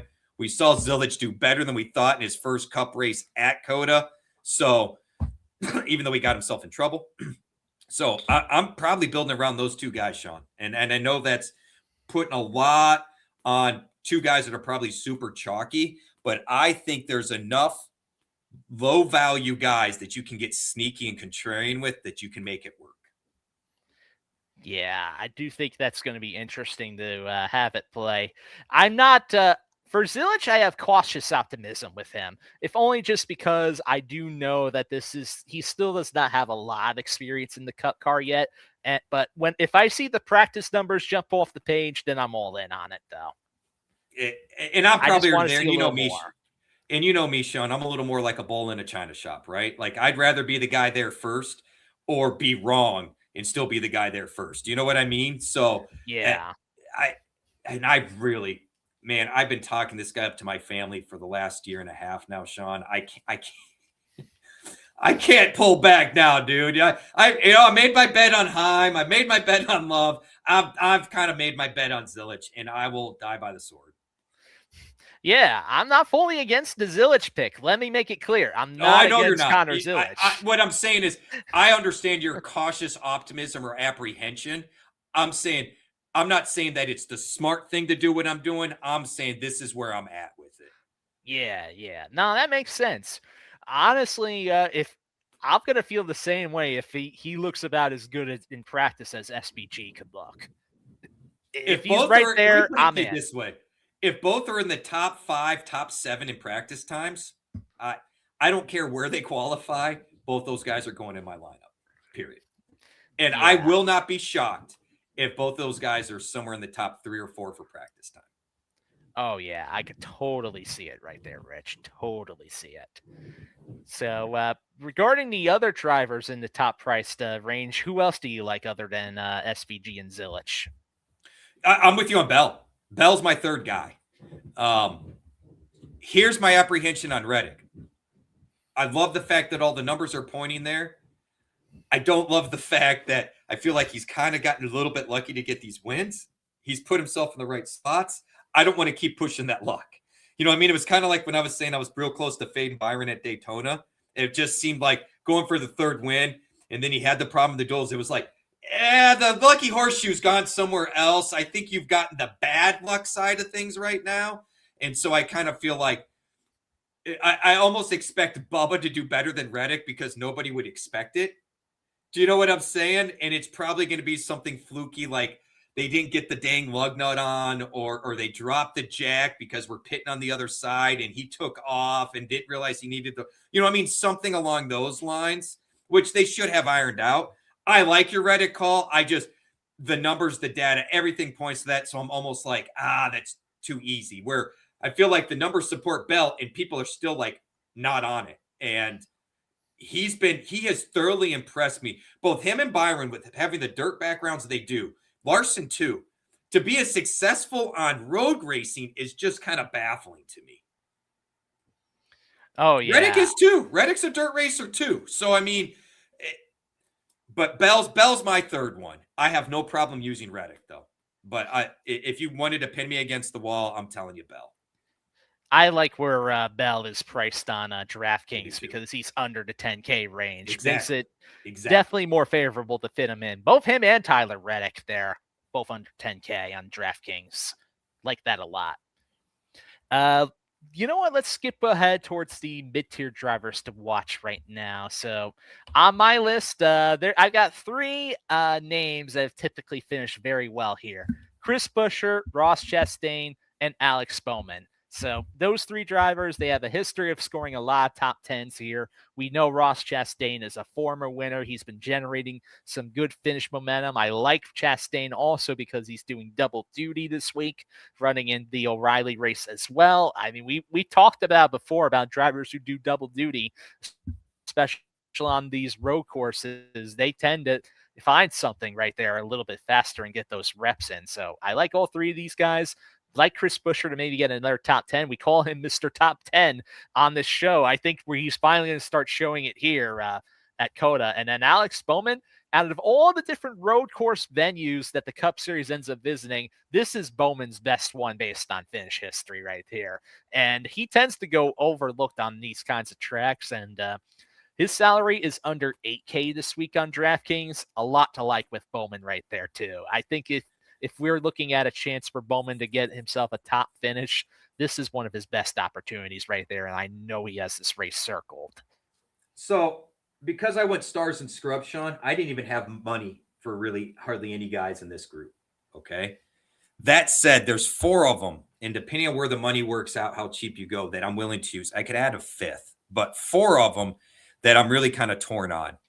Ty Gibbs has been better on these road courses than people are giving him credit for. And with all the hubbub out there right now, I just find that one kind of interesting. Michael McDowell has a road racing background. I know he hasn't been the best here overall, but man, in the past, he used to be so good on these road courses. And I feel like it started to come back last year. Both these guys are under 8,000. Okay. But the two names that jump out to me, just because I think the pricing is wrong: Austin Cindric at 7,200 and Denny Hamlin at 7,100. Neither of these guys are necessarily road racers, but if you go back to the Xfinity Series, Austin Cindric has had a knack on these tracks, man. He just quietly like top 5, top 10, like all the time. So at 7,000, 7,200, it's kind of like, woo. And Denny Hamlin, like Christopher Bell, has some better finishes. And I know part of the reason he's priced down is he's had some bad finishes, but if you go look at the last couple of years at COTA, one of them, he was in the catbird seat to win and got dumped and ended up way in the back. So I don't feel like his finishing position is actually indicative of where he's been running. So at $7,100, Sean, I'm more worried about the shoulder and shifting than I am him and the car at $7,100. If Denny Hamlin didn't have a torn rotator cuff, I'd be pushing him harder. I am nervous about the shifting at this track with a torn rotator cuff. Yeah, you got every reason for concern with that there. The Austin Cindric call out, he's someone that I also almost thought of putting into my own picks right there too. Just missed the cut because I like those other three I mentioned more than Cindric this week. Those guys. I'm all about finding pennies, Sean. I went cheap. Yeah, but if you told me to pick a guy that's closer towards flat 7K, I do like the Cindric call out for that reason. And I also do want to mention that his two teammates, Joey Logano and Ryan Blaney, even though they're both not road racers as well, also tend to gain a lot of place differential on these types of tracks as well, too. But I find it very interesting that Cindric on DraftKings, at least, is priced cheaper than both of those two. Agreed. And remember I said there's a fifth one? Logano would be that fifth one, to your point. So I'm right there with you. Look, anytime we can get Blaney, Logano, Hamlin under $7,500, I think you have to consider it. Just like when we saw Bell that way at, was it Daytona? Somewhere he was listed cheap, and it was like, what are you doing? You know, that type. I think it was Daytona because you called him out as being like a super good value. So that's kind of where I'm at. That said, if you went with Zilich and SVG, you don't get a lot of options in this tier. Like none. Nope. Like you're able, the lineup I put together, I could use Hendrick, Cindric, or Hamlin. Okay. I initially went with Hamlin. I don't know which way. Come Sunday, I don't know what I would do, but that's literally outside the top two guys. That's the only guy in the lineup that's over $7,000. So if you're going to go that route, don't be faint of heart. You are going to have to tick through some scrubs. Now, that said, Sean, I'll be honest, I'm really curious to hear your list for these value picks because me personally, I thought there was 5 guys that were worth potentially rostering in this price tier. So before I do that, let me ask you something that's going to make you go, what? So guess Denny Hamlin's price on FanDuel, Rich. Take a wild guess. 10,000? Not even. It is 5,800. Dude, what am I missing? Because he's not that bad. Is it the shoulder? Is everybody worried about the shoulder? FanDuel has Hamlin priced at 5,800 this week. And you know, $200 more than that at a flat 6,000 on FanDuel is Joey Logano. I mean, in all fairness, relative, right? Because Denny's 71 and Joey's 74 in DK. I guess if you look at it from that perspective, it's similar, right? I mean, they're same groups, tiers. But my Lord, because I know FanDuel pricing, goes down from 2,000 or whatever up to like 15,000, unlike DraftKings. DraftKings doesn't have a spread that big. But my God, Sean, that puts those guys in the second to bottom tier. Yeah, keep in mind, just $300 less than Hamlin on FanDuel is Todd Gilliland. Okay, I love Todd. And Todd does better on these road courses than people give him credit for. But Sean, no way on this planet would I not figure out a way to come up with $300 more to go after Hamlin or Logano. No way. Yeah, no way. And just above Logano is Carson Hocevar at 6,200. Then hey, don't be stealing my thunder here, buddy. That's coming up. Don't steal my thunder. I'm just saying these are the FanDuel prices, Rich. It's a good thing FanDuel hates me, man. And Austin Cindric is at 7,000, and then Bubba Wallace is at 7,200 on FanDuel, which is crazy considering he's under 7K on DraftKings. The price discrepancy is nuts, Rich. Well, just so you know, William G., and maybe I did it wrong, but when I put SVG and Zilich in, I was able to have Hamlin at 7,100 with $200 left over, and not a single one of my other drivers was anywhere near 7,000. In fact, the rest of them were around 5,000 and 6,000. So I'm not sure. I'll have to go back and look, but my numbers aren't adding up like yours are here.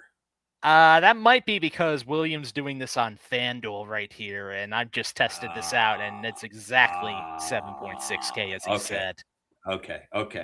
And you only have to get 5 drivers on FanDuel than 6. FanDuel, yeah. Okay, because I'm sitting here like, William, you got me doing math, and I can't figure out why my math's not mathing, because my math is mathing just fine. So appreciate that clarity. Thank you. So that gets you 2 drivers from Ryan Blaney and Bubba Wallace on down right there. Kids, go play on FanDuel. FanDuel hates me, so I don't get the option, but go play on FanDuel. Yeah. I mean, FanDuel's got some really interesting pricing, and they aren't as harsh about SVG and Zilich this week. So, but I want to talk about our value plays because you stole some of my thunder. I am all in on this guy this week at his price. Hey, I didn't name all of them, so I only mentioned the prices. I didn't say which ones you should play or not, but I'll just go ahead and name my guys right here. I've got the Todd father, Todd Gilliland, leading it off right here. I think he's my favorite value option on both sites this week. Sean, your music to my ears because I said that the last 2 weeks didn't work. So I'm going to let you say it this week, and I'm going to love on it. Yeah, I think this is the week where Ty Gilliland is finally going to come to fruition here a little bit more. This has actually been a surprisingly really good track for Ty Gilliland. I And know. we can't forget he won here in the trucks before, Rich. Yes, he has. So he's got a proven track record, and Front Row Motorsports is not a bad team when it comes to these value options right here. So give me some of the Todd Father. And then I got John Hunter Nemechek over here as Love my it. next driver. And then I'm ending it off with Ricky Stenhouse Jr. So those are the three I got. Okay, well, you want to know what my three are? I, too, have Todd Gilliland. So it was music to my ears, although he's not my favorite.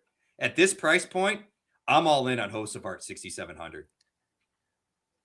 Oh, yeah. He has been good on road courses. He set a pole with a broken leg or a broken ankle. He has shown speed this year. He is motivated. Give me Hosevart 6,700, okay? And here's my dirtball price. Give me Cole Custer at $5,400, man. Cole Custer has been notoriously a top 5 guy every time he runs a road course in Xfinity.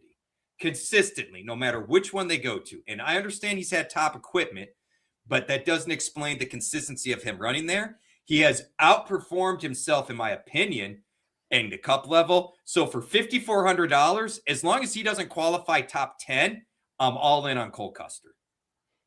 Yeah, I like the idea. I like your picks as well, actually. I did almost consider Hosefar for my lineup. It's just I think the ownership perspective is what's keeping me on him a little bit, because I think no matter what, he's going to be one of the highest roster drivers from this very tier as it is. Hosefar?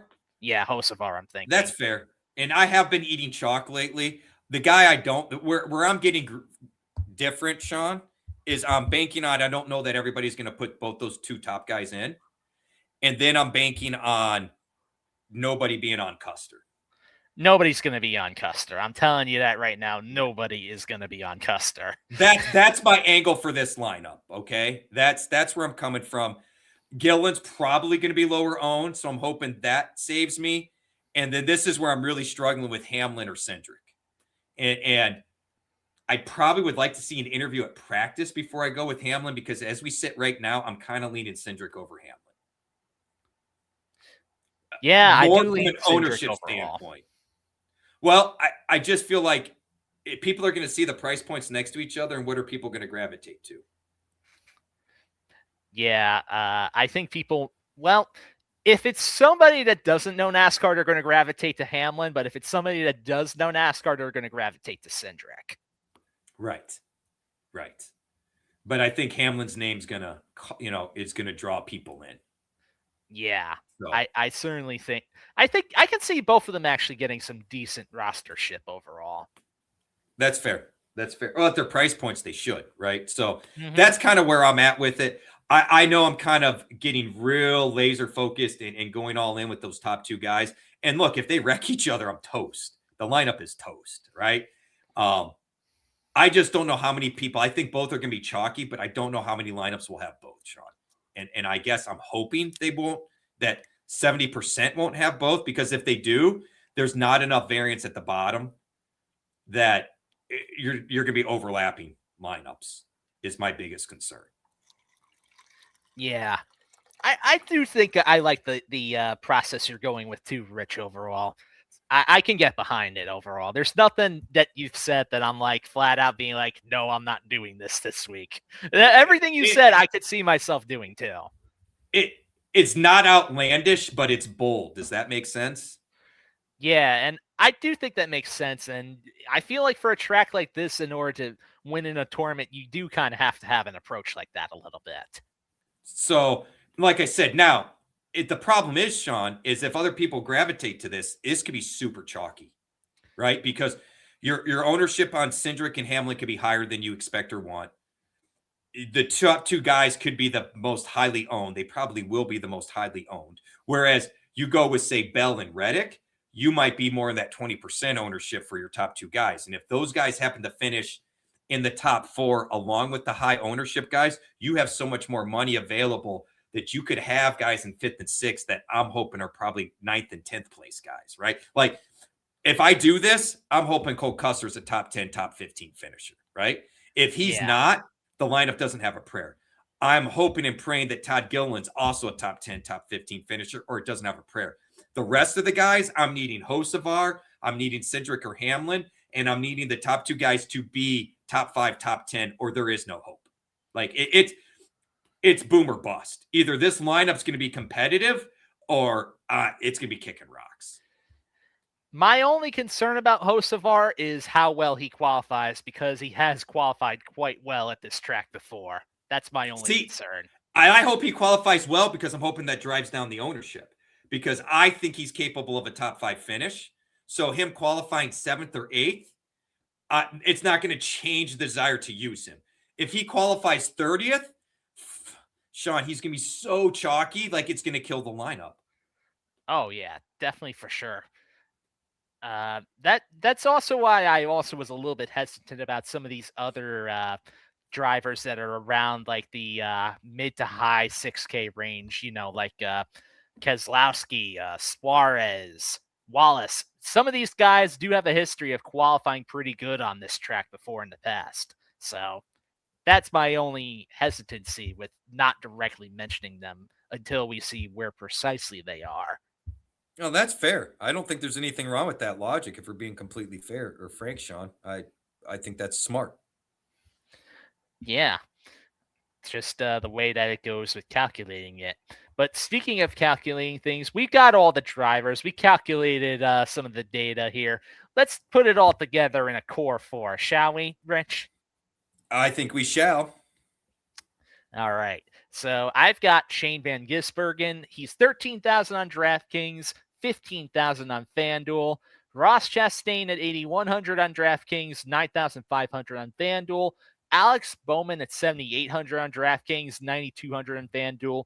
And then rounding it out with the Todd father, Todd Gilliland at 6,100 on DraftKings and 5,500 on FanDuel. Now, who do you got? Give me SVG. Give me Connor Zilic. That's going to nuke the money. And then give me Hocevar, because I've been talking him up. I feel like I'd be a hypocrite if I didn't push him here. And I'm torn here, Sean. I'm torn on Gilliland or Custer as my 4th guy. I really am. I almost want to say Custer because it gives you the most money to play with. Yeah, I think either one's a valid option. I mean, you know where my head is at personally. You love Gilliland. I mentioned the other guy in my core, right. but I think Custer's a solid pivot, though, if you wanted somebody completely different. I like the idea of using Custer for that purpose. My God, we need to hit these top 10 odds now. We'll get to that very soon. I have a couple listed here.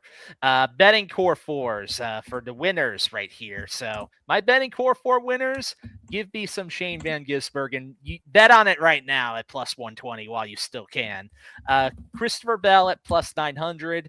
William Byron at plus 1,000. And I really think this in particular is off a little bit. Tyler Reddick at plus 1,500. 15-1 odds in order to win. I think he should be right up there with Bell and Byron. Personally, right there, Rich. I don't disagree with you. I think you're spot on. 100% spot on. Give me SVG. Give me Zilic. I know it's plus 120. It's plus 500 for those 2 guys. Give me Bell at plus 900. And I'm with you on Reddick. I just can't go there. I don't like the idea of 3 in a row, man. I'm really struggling with it, although the plus 1,500 makes it tough. But I'm gonna throw a curveball at you. Give me Chase Elliott plus 2,200. I don't mind that call right there, especially at those odds. Not impossible for sure.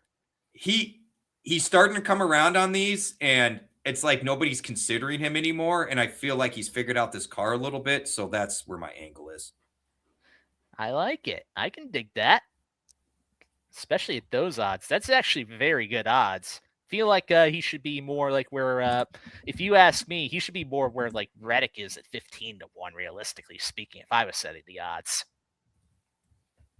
That's fair. So that's where my head is at with the betting core 4s. Let's get into some of the other bets and picks right here, Rich. I got a bunch of interesting ones lined up right here. So you want to hear them? I do. I saw the list, and I'm very curious because I have a lot of overlap with you, but I want to hear you talk through them.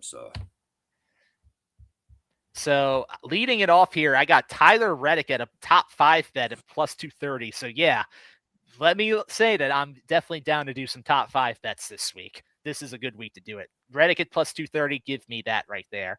Then I got a couple of top 10 bets that I like. We mentioned him earlier in the show as Mr. Top 10. Give me Chris Buescher at plus 120.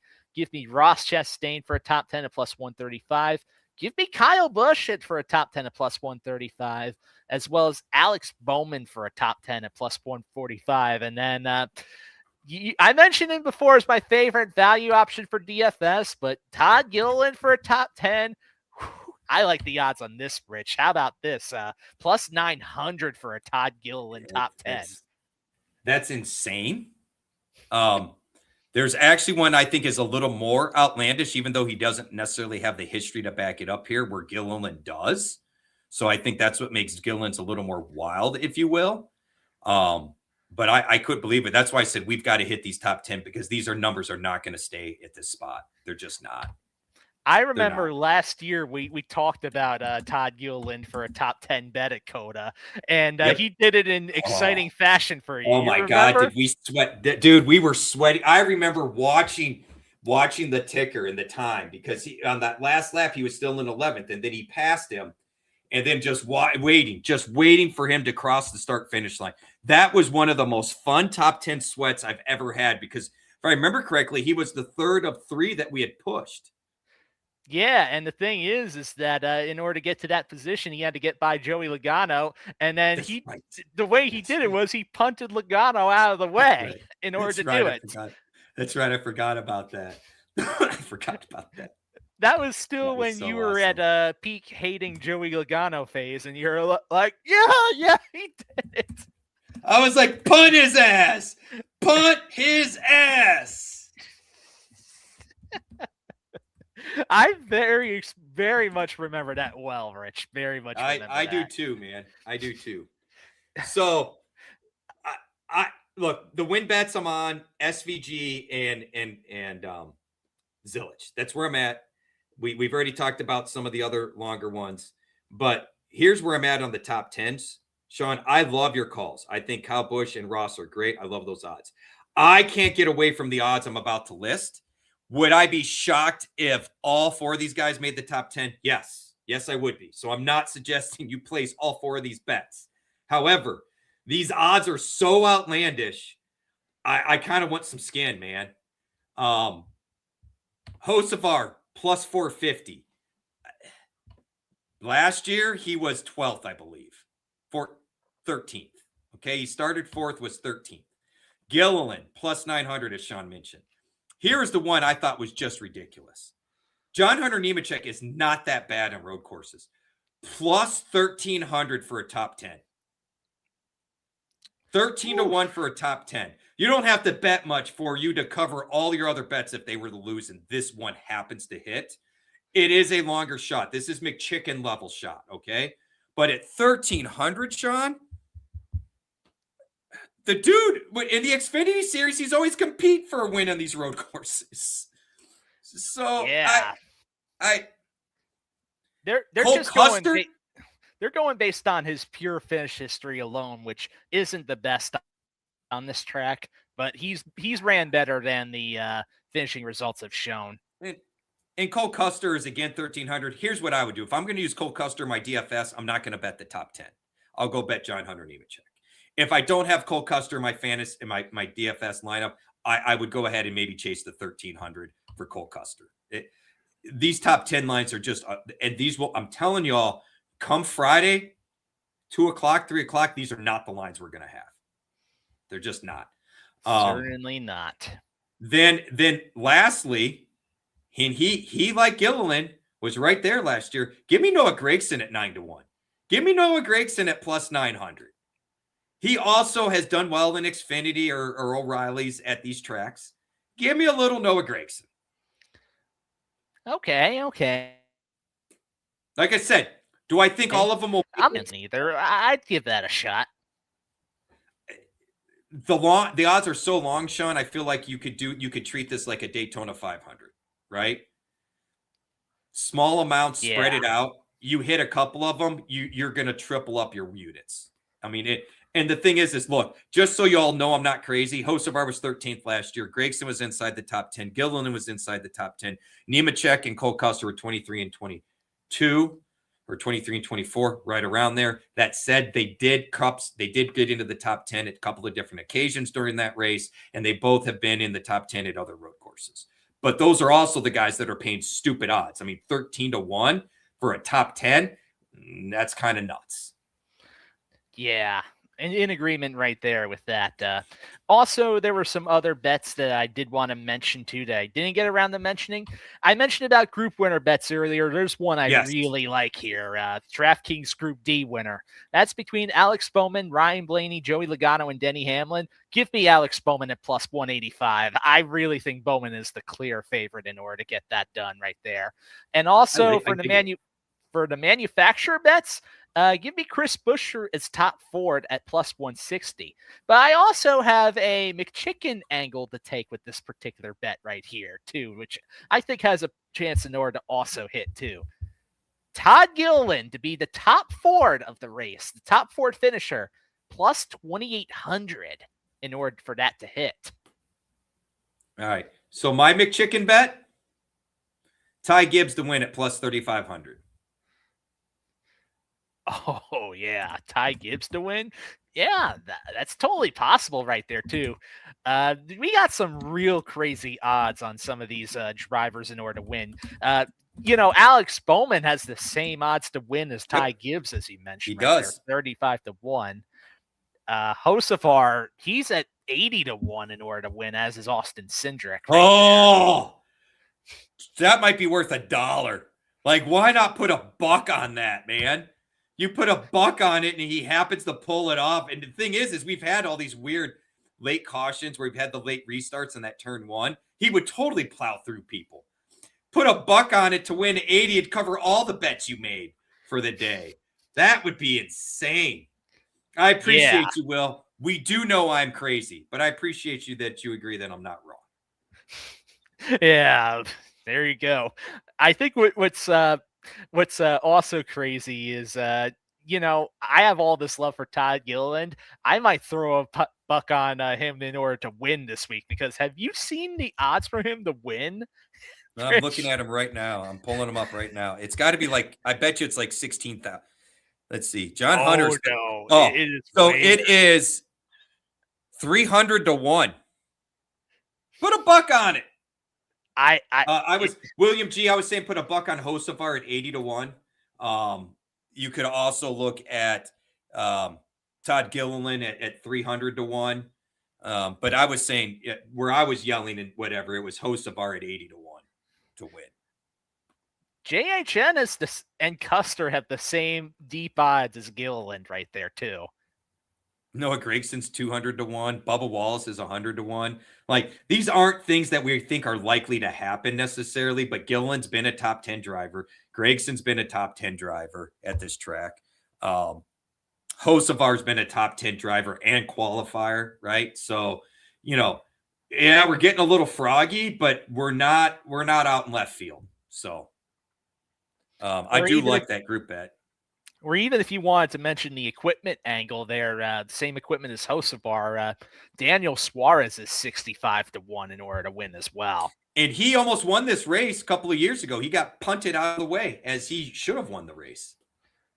Yeah, he has Daniel Suarez is the complete story of always running well and fast at this track, but never closing it out. Yeah. I love William's comment here. It's not a bad bet to me for that off chance. You're right. That's kind of where my angle is.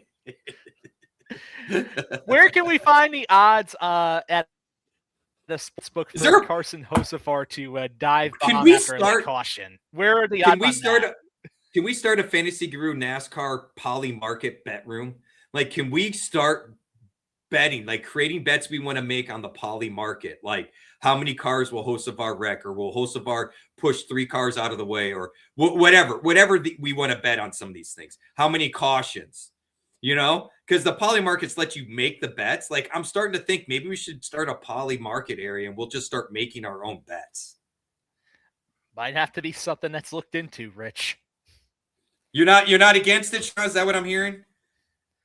I mean, if it allows us to make some interesting betting content, maybe we can consider it, Rich. I don't know. I'll start digging. We may have to see how that can go. All right. I'll dig into I will see if I can get logged in, do something, and I'm going to make a crazy bet and see what happens, and we'll go from there. Yeah. That could I saw a South Park episode on it, and it just got me thinking. Yeah, get the brain rolling here. Well, we got our brains rolling talking about COTA all this week. That puts us at the end, towards the end of the show. Any last minute comments right here from the audience right here? Feel free to throw them in right now. William, or I guess I should say William G, because he's the one mainly throwing a lot of our comments today.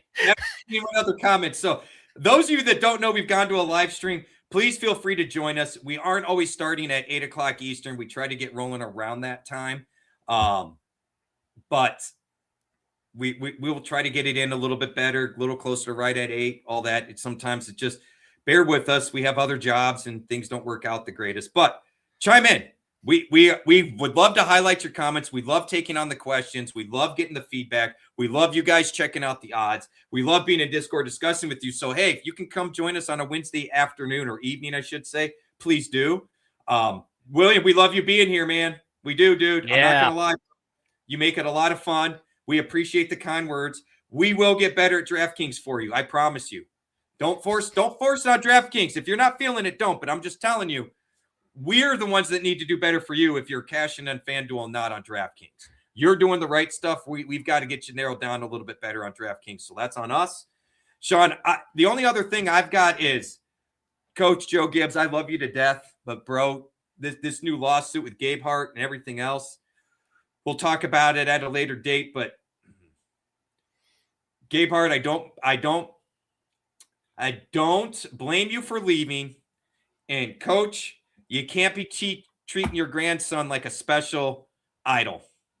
It's not going to work. And I believe your two sons would tell you that if they were here today. And I hate that it's that way overall.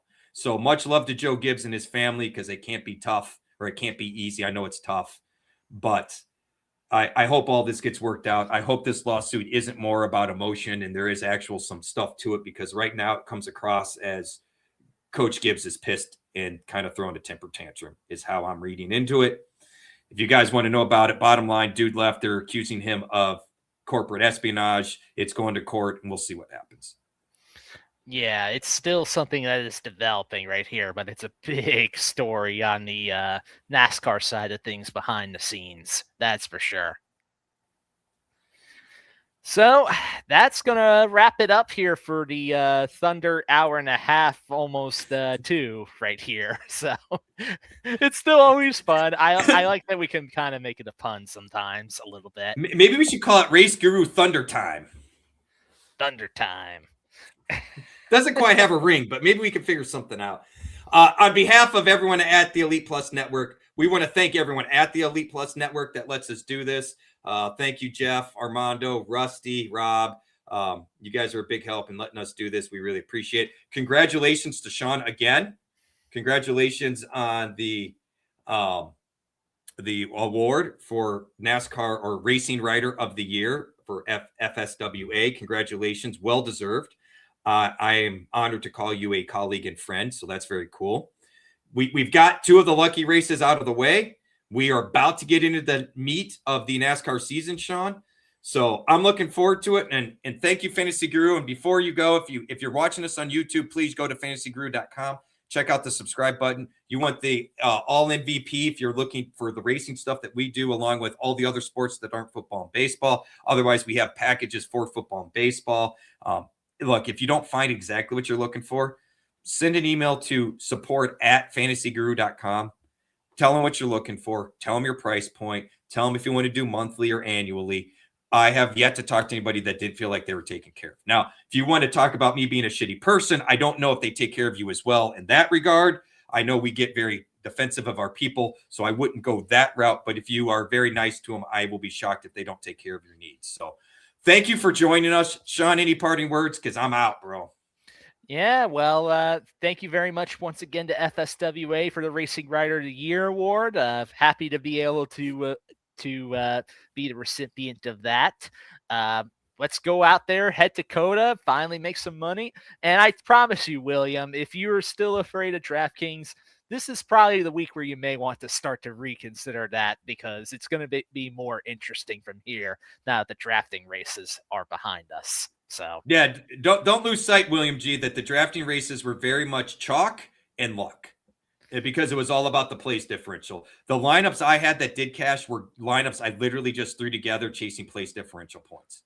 And it's harder to win on drafting tracks on DraftKings, because really the big difference is that the 6 drivers versus the 5, it's harder to win with 6. It is. And the fact of the matter is, the only lineups that struggled, Sean, were the ones I got real smart and tried to find the 2 contrarian players. And guess what? It didn't work.